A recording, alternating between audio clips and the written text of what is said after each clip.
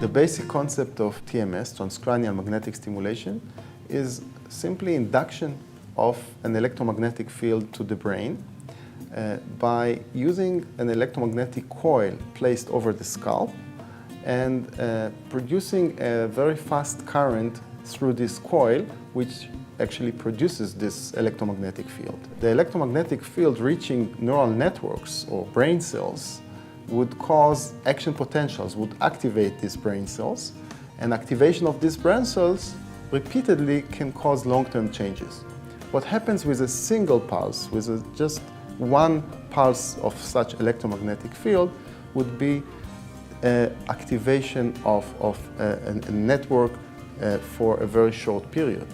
If we place such coil over the motor cortex, areas in the brain that control movement, then this single pulse can cause activation of your hand simply by activating these neurons that leads to the muscles of your hand. So a single pulse would cause involuntarily a movement of your hand. Okay, this is just a demonstration of what happens with a single pulse. When you repeatedly induce such pulses to neural networks, you can change the connectivity between the cells in the brain and actually change the whole activity of the network. With Deep TMS, we use unique shapes of electromagnetic coils that allow penetration into much deeper brain areas. This is done by a summation of electromagnetic field over the scalp and minimization of non-tangential elements of the coil.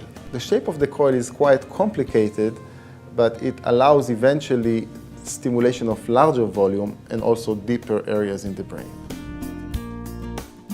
Why is this important?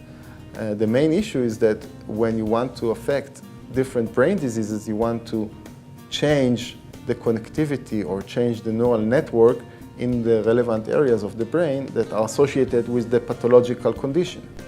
So these larger, special, unique Deep TMS coils allow this penetration of effective stimulation into much deeper and relevant brain regions to several brain-related disorders. We know that in depression, the pathological circuitries are lying deep in the brain, the brain reward system, for example. And therefore, we would like to affect this type of neural networks in the brain.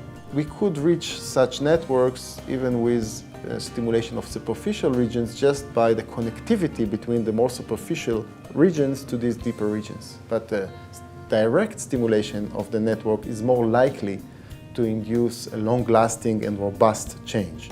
This is what we actually see in our results when we stimulate these areas with the unique coil that we developed for treating depressive disorders. The rate of remission and response of patients who did not respond to previous treatments, to pharmacological interventions, or suffered from side effects that they could not tolerate are very high. The remission rates are high, the response rates are very high, and I think that this ability to modulate the relevant neural networks and not change the whole neurochemical activity of the body with pharmacological intervention is a very big advantage. We have less side effects and greater efficacy by targeting specifically in the brain the neural networks that are actually in a pathological condition.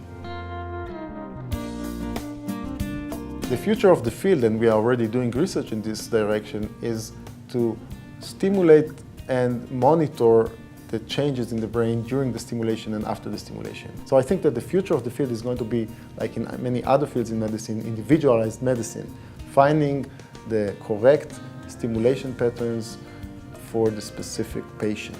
I feel proud that our extensive work during the past 15 years brought real change to many people's life, and in several cases we know that it really made a revolution in their life.